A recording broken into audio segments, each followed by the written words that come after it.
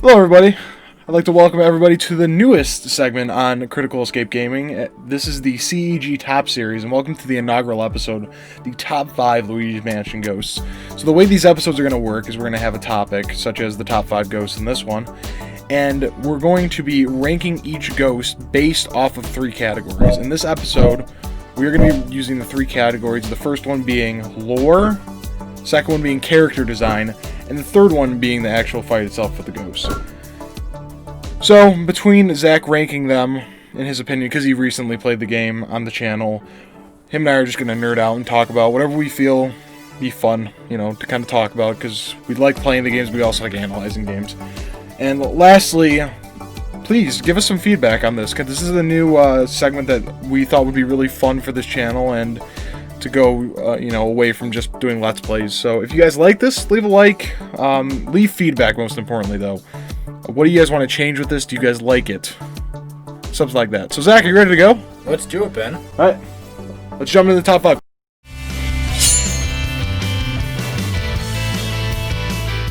Alright, Ben, so for my number 6, my honorable mention, I have Grimly. There he is! This is hilarious! I literally said this. That's actually kind of creepy. I'm going to say... The Hermit of Darkness, if you will. The Hermit of what? The Hermit of Darkness. I think he said darkness. I was like, what is that? Anyway, so for lore, I'm going to give Grimly a 2. Okay. For his character design, I'm going to give him a 4. And for the fight, I'm going to give him a 2. You look like you have something to say, Ben. Go ahead. No, I was gonna. I was gonna let you expound upon it, and I was gonna give my 2 cents after. Go on. So for the lore, he doesn't really add a whole lot to the game. Okay. I think he's an optional boss. He might not. No, he isn't. He isn't. Just kidding. I also thought he was an optional boss. However, it doesn't add a whole lot to the game, like I said. But I do like how you have to very much go search for him, which will also. I'll discuss later on in the fight section as well, but he's a guy. He's a ghost that lives in complete darkness. Mm-hmm. I just really like that. I think the whole Hermit of Darkness is just a very cool name for him. Right. It just evokes a little bit of spookiness. Mm-hmm. So his character design, I think it's cool. He looks like very much like old money, like a person you would see. Yeah, you know what I mean? I never thought of it like that. Yeah, that's exactly, for me, that's what it looks like. So I gave him, like I said, a 4 there. For his fight, I gave him a 2 because he really doesn't fight back. The reason that I didn't give him a 1 on there, quite frankly, is because you do have to face away from him so that he appears. As soon as you turn around, then he disappears. So it adds a little bit, but there's not too much there. Yeah, and I'm not far off with you on that. If I made a list, I'd probably put him on there. My favorite part is also, or I don't know if you said this was your favorite part, other than his name. Yeah, I like his name a lot. The fact that you have to go and backtrack when the mansion loses power. Yeah. And you have to go in the dark. It's really kind of spooky. It's cool that you have to go and, like, it's almost like a riddle. See, that's why I thought he was It's something you never paid attention to, really. Yeah. That's why I thought he was optional, because you eventually turn the power back on and then it doesn't go back out. So that's... Right. Yeah. Right. Anyway, I thought you could miss him, but you can't. So. Right on. Anyway, so that's Grimly. That's my honorable mention. Right on. I think it's a good one. Game. Done. Easy. Nice.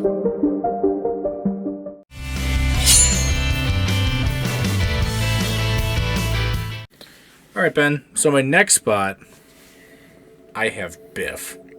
45 and 25 on each side. That's 70 plus bar. I love that you're doing the math on it. It's a 185 overhead press. That's not bad. It's impressive. Yes. Like the Atlas? Is his name Biff Atlas? Yeah, it is. Okay, I have Biff Atlas. I recently learned his last name. Yeah. Interesting. Ben, for Biff, I have his lore set at a 2. His character design is a 4. And the fight is a 3. Okay.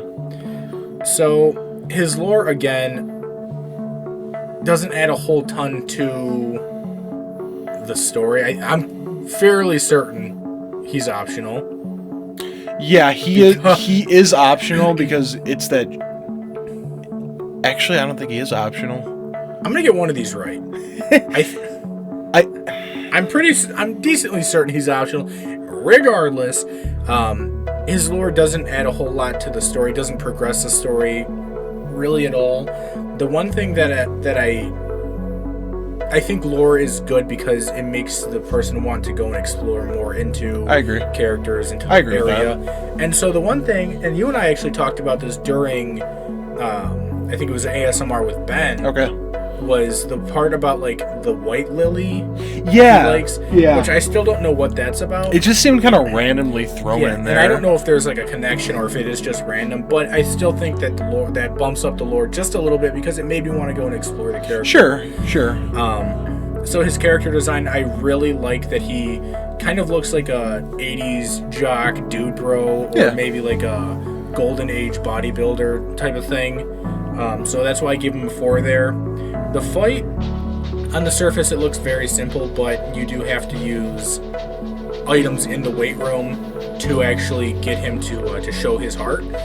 And the reason I gave that a 3 instead of like a 4 is just because, for me, I'm sure it was my lack of skill, but unfortunately it was just my playthrough, was that I went and I used the A button to knock on the things. And I was hit by those a few times, and so I was like, fair enough.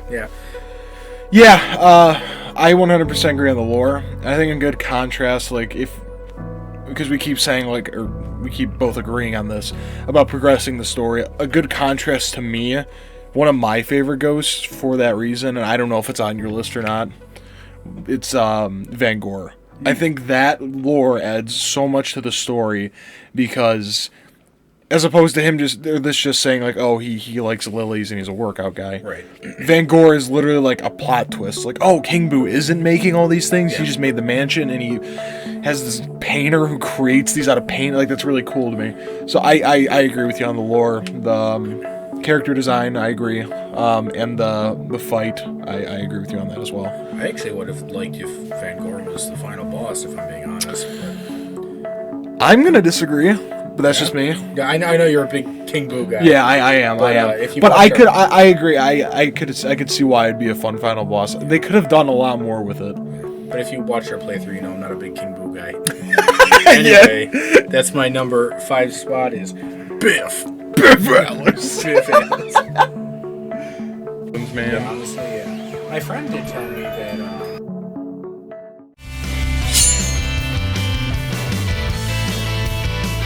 All right, Ben. So my next spot here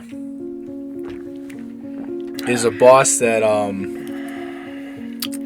man, they are. And I say they because they really. You've narrowed it down to 2 bosses. They really gave me 3 actually. It's not so much even the boss that gave me trouble, Ben, but it's the predecessor to the boss. I know exactly what you're talking about now. But seeing as we're rating the bosses, I have the twins coming next. Okay, suck them out. What is this? It's Wacky Races! And for the twins, I gave their lore a 3. I gave their character design a 3. And I gave their fight a 4. Wow. So, I gave their lore a 3 just because, again, they didn't really progress the story. How many times am I going to say that? But they did have that part about the lore where they were always wanting to play hide and go seek, and I think you said it best during our playthrough, or maybe it was a discussion afterwards, that as Luigi vacuums them up, you really kind of complete their game of... So it's not an eternal game of hide and seek, it's unending now. They're able to pass on to whatever's next. So I think that was really cool. Their character design, to me, they look a little bit like... what is the baby's name? Chauncey. Yep. They look a little bit like... And I understand they're toddlers, I think. Yeah. I just didn't think the design was that different for the character models, but... I thought that the inclusion of the car and the plane... Yeah, added some variety. I'm gonna say that's part of their character design because... I agree. I don't know if it is, but this is my list. I agree. So for that, I really think that made them a lot stronger, and then that goes right into the fight. I think that the fight, having the twins... Because they're the twins, that's what their names are, but you fight them separately, which I think is really cool. because you have one guy who's driving at you, one guy who's flying at you, and you can take them out at the same time or whatever. And I just think that really adds a nice dynamic because you have to figure out how to take them both out. Yeah, I also agree on it. I don't know if I would have put them. I don't know how high I would have put them. Yeah. I'm glad you saw the value in the fight though, because I do think that after we played it, we were like, oh, just thank God it's done. I think you did though admit in the episode, you were like, that's actually a pretty cool fight. Yeah, I really like the fight. I think the fight's good. I'm not a huge fan of their design. Right. I like the variety of the plane and the cars. Sure. So I agree with you on that. But yeah, I think you hit everything there. It's a different boss in that game. Yeah. Yeah. I like them. I don't know if I put them as high, but I like them. Now, just a quick caveat. If we were rating the boxes before the twins, they would absolutely be 5 across the board. But we're not. I was literally about to ask, how many ghosts are there in this game? 23? Yeah. Coming at number 23. We'll just make it 24 if we're going to add Twins Part 1. Twins Part 1. Oh, man. The Twins. All right, right on. He's really being invasive. Dude, this is like the coolest airplane I've ever seen. Could you imagine if you had that as a kid? Okay. All right, I think we get money from this. Watch, we only get money. Ben, coming up next, I think I have, to me, the strongest lore ghost in the game. Okay. Also, Ben, I have where you really shined with your voice acting. Okay. I have Madame Claravoya. Ah, yes. What is this object you have? Show it, please, to Madame Claravoya. What is this? So I actually really liked voicing that character. I thought it was I fun. haven't really voiced any characters, but I had a lot of fun with that. No, I thought it was fun. Thanks, man. So, for Madame Claravoya, I gave her lore a 5. Okay. For her character design, I gave that a 5. Okay. And for the fight, I gave that a 1. Now, when I'm talking about this, I think the lore of Madame Claravoya is really fantastic. I mean, she's a fortune teller with like the stereotypical crystal ball, and she's able to see into different realms and this and that. I thought that was great, and also how you take different parts of clothing and belongings from Mario. Mm-hmm. I think that's great. That progresses the story. It sets you on a hunt, and you have to find these items. You have to bring them back, and so it really helps you find out Mario's kind of location, and because that's the end goal, is saving him. Mm-hmm. Her character design, I really like how she looks like the stereotypical fortune teller with the crystal ball. I just thought it was really, really well done, and honestly, I think I might have given her a 4, but just because when I think of her, I hear your voice for her. I think that adds to it because it made it come to life. I think. Thanks, man. I know this game is a little bit older, but I think this game would highly benefit from like voice acting. I think that would have been cool, but we got Ben's voice acting, and it's good enough for me. Thanks, man. Now the fight, I did give a 1 because she doesn't fight. Yeah. I mean, she just says. She quite literally just says. She just says, take me out. Yeah. Yeah, she's like, I want to go back and rest in the oils of the painting or something. Yeah. Yeah, and I'm like, respect, but also, I was gonna give it a 0, but I mean, technically, she has 100 health, so and you could fuck up and hit a mushroom. Yeah, you could have. But, right. Sorry, were you done? No, go ahead. Okay. Yeah, I agree with you. The one talking point that I can really think of from this fight, and I agree with your ratings of it, is the bit of storytelling with it, because I think it's a big challenge as game designers, and I'm by no means a big, really good game developer. Sure. I've dabbled in the subject quite a bit. I've played video games my whole life, but I have a lot to learn. I'm not, whatever. But anyway, one of the things that I've heard and observed is the ability to tell a story without being obstructive to the player's experience. Sure. And I think that this is it's a different way of doing it. It's like as opposed to them doing like a cutscene. Okay. Like a cutscene is a way of telling more of the story. Yeah. I like in this instance that you have to collect items to gain info about the story, and I've told Zach that on and off camera. Yep. I love finding. It's rewarding the player. Mm-hmm. I went and like knocked on the birdhouse, and the letter came out. That rewarded me with another piece of the pie. If I didn't know already played this game, I would have learned a big part of the story. Like, oh, he's writing a letter in distress. Mm-hmm. He actually is kidnapped. He's not just lost in here. So Absolutely. that's why I really like that aspect of it. So that's all I want to say on it. Yeah, so, absolutely. right on, man. I thank you. I thank you, kind Luigi. Unless you hit the mushroom at 1. You guys started going towards it too.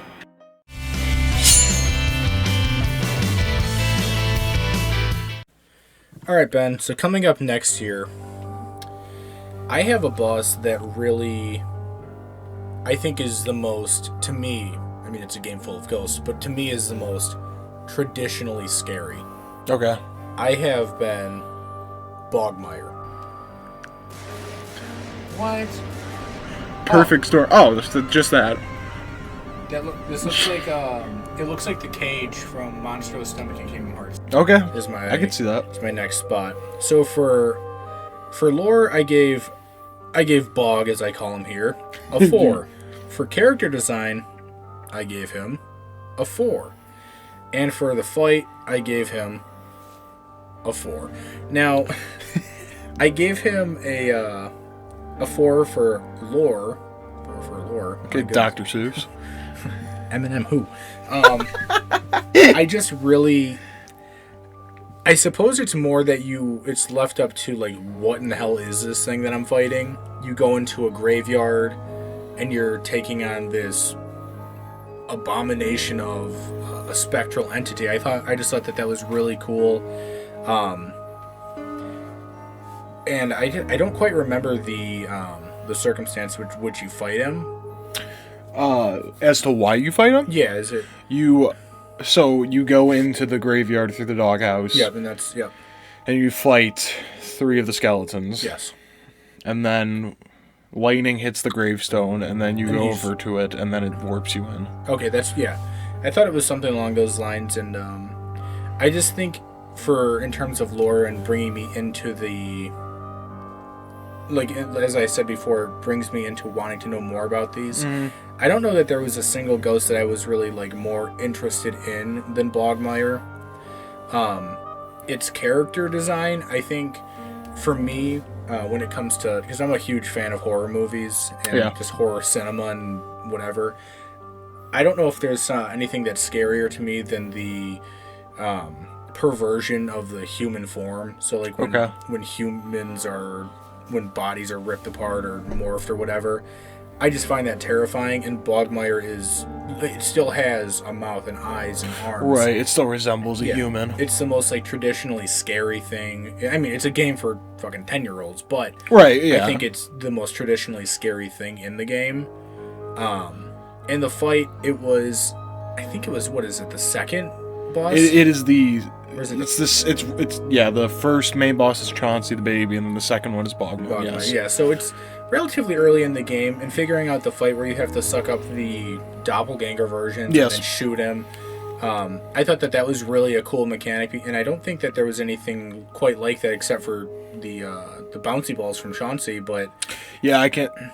maybe King Boo. Oh, no, I'm talking just... like beforehand. Yeah. I see. I'm sorry. I mean to crap on your, like. No, that's trying fine, to steal your thunder or something. I'm sorry. No, that's okay. But at this point, I don't know if I ever learned the aiming, but I was still learning it at this time. Yeah. And it added a layer of difficulty, which I quite enjoyed in the game. And I didn't ever feel like during this fight that I was like, oh man, I'm screwed. But it was definitely like a quick learning curve, and I appreciated that a lot. Yeah, no, I agree with you there. The thing that I agree with you on the most of what you just said is the mystery aspect. Right. There's only one boss I can think of in this game that is as mysterious as Bogmeyer. Maybe not as mysterious, but comes close to it, and that's Jarvis, the jar collector. Oh yeah, jar guy. But he even gets jar guy. He even gets an explanation though. He's like, oh yeah, he just lives in his jars like, somehow. I don't know, dude. He's a regular Jar Jar Binks. Anyways. But Bogmeyer had that sense of like he's like the shadow of despair or something to everyone in the mansion, and begs the question like, who was he in life? Like what? Like is this something, like you said, is this something he morphed into because of something he did in life? Like why is he in the cemetery of the family? We don't know. But I agree with you. That is also my favorite part of Bogmeyer. I don't know where I would have put him on my list, but just that whole like, what was he originally? Yeah. Why did he become this form? It's similar. This reminds me of. Sorry to go into Zelda lore here. Spoiler alert, I guess, but not really. Kind of. I don't know. One of the bosses in Ocarina of Time. Sorry to go off on this tangent, but this is similar. Bongo Bongo, when you go into the boss fight, it looks like doesn't look like it, his hands are severed from his body, and it's just an eye where the neck opening is, and he's hanging from the ceiling. So there is lore behind, and if you want to go, that's a story for another day, but it's like, why is this creature like this kind of thing? So I agree with you on that. Interesting. Rock on. Rock on. Hey. You have 3. Okay. Oh my goodness, that was stressful. Yeah, that was stressful.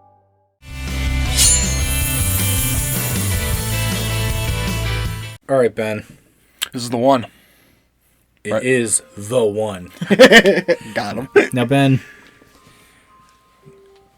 you know the saying that only one can wear the crown. I do know that. Ben, for me, 3 can wear the crown. It's Jarvis and his 2 pots.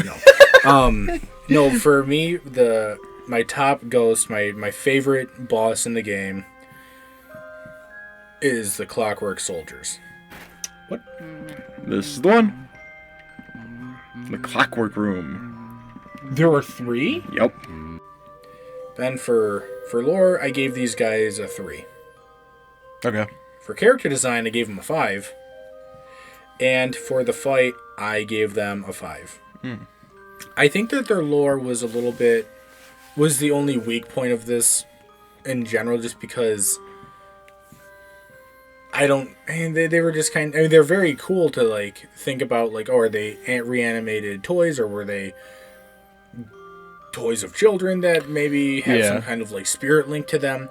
But it doesn't really. Like they could have taken it a step further. They could have taken it a step further. I understand that as well, that this is a game for children and that they're not trying to talk about the metatextual anomalies of existence. But I really think that would have been cool to kind of see, how did these things become reanimated? How did they, or were they possessed, or what happened to get them to become like they are? So that's the only, I suppose, weak point of this boss, because the other 2 sections, like I said, I gave their character design a 5. I thought it was really fantastic that they're 3 separate soldiers. I like that they are like the Tinker Toy soldiers that have like the cap guns. Yeah. To get them to activate or to see their heart, you have to vacuum on their clockwork doohickey. Yep. And you have to do that 3 separate times. And I think that in other games, they might have just said, okay, this is part of their design and just let it be. But in this game, the clockwork is integral to actually fighting the boss, which leads me into the fight where you're fighting in a room full of clocks and the sort. And it's a smaller area. Well, it's a small area for 3 bosses to be fighting you. Yes. Because there are 3 separate entities all maneuvering around you. They're shooting at you with cap guns type of thing. I thought it was fantastic. And I didn't ever feel like overwhelmed. The game does a good job of kind of guiding you towards, okay, you have to vacuum up the clockwork thing in order to reveal their hearts. And I just thought it was a really, really well done boss. Like I said, the only weak point to me was their lore. But I think that is just me being a kind of person who would read probably books about each of these bosses if I could. Yeah, no, I totally would read books about them too. I think we have a shared love for stuff like that. for mysteries, as you've recommended me mystery novels before. I have, yes. Actually, not recommended me. Zach straight up gives me mystery novels. He's like, here, keep them, read them. Like, thank you, Zach. I really, honestly, thank you. Oh, you're welcome. Yeah, the one thing I would change about the lore, and again, I mean, not to sound like pompous or anything, but to make the lore that much better, I would have made it a haunted toy collector. That would have been cool. And then he sicks the minions on you. He could have been Al from Toy Story 2.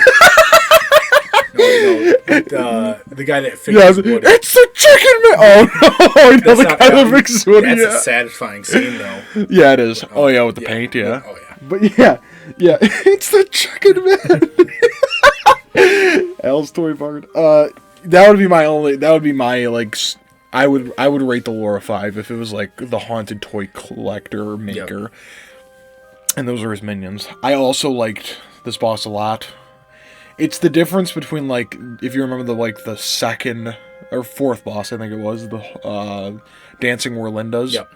I thought those should have been 2 separate ghosts. I did too. I was even surprised when I got them, because I think I got them in one go. Yeah, yes, you did. Yeah. And it doesn't make any sense to me why they... It could have been because it's at the beginning of the game, sure.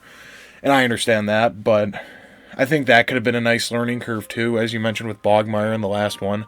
How you had to learn stuff and it made you better at it because, especially because you were fighting like separate Shy Guys before. Yeah. Which you were fighting separate ghosts. I don't know. But yeah, I really did like that fight too as well. And you did preface this boss, I think, throughout the episode or maybe 2 episodes beforehand by saying, "Oh, this boss you're gonna like," and you were right. Yeah. It ended up being number 1. Yeah, I'm glad you liked it, man. Absolutely. Yeah. Rock on. Heck yeah, man. This is a really cool boss. Yeah, I know, right? I figured you'd like it. This one's really neat. I mean, it's just such a... And that's like not a knock to this game. It's like such a special game for that reason. Alright, everybody, so that is it for the first installment of the CEG Top Series, the top 5 Luigi's Mansion 1 Ghosts. Zach and I are super excited to put this out on our channel. We like this podcasty analysis type video in addition to our Let's Plays, so if you guys like it, leave a like on this video, hit the subscribe button, and of course the bell notification icon to get informed when we put videos out here on YouTube. We want to hear your feedback to make the next video even better whenever we put out another CEG Top Series video in the comments. And lastly, please leave your top 5 Luigi's Mansion 1 Ghosts in the comments. Zach and I are really excited to compare each individual list to it and engage with you guys a little bit. So if you haven't seen our Luigi's Mansion playthrough, there'll be a link here to the first episode on the end screen. And if you guys would be interested in that, looking at that, that'd be awesome if you did. That's it, guys. I appreciate you guys watching, and we'll see you all in the next video. Bye.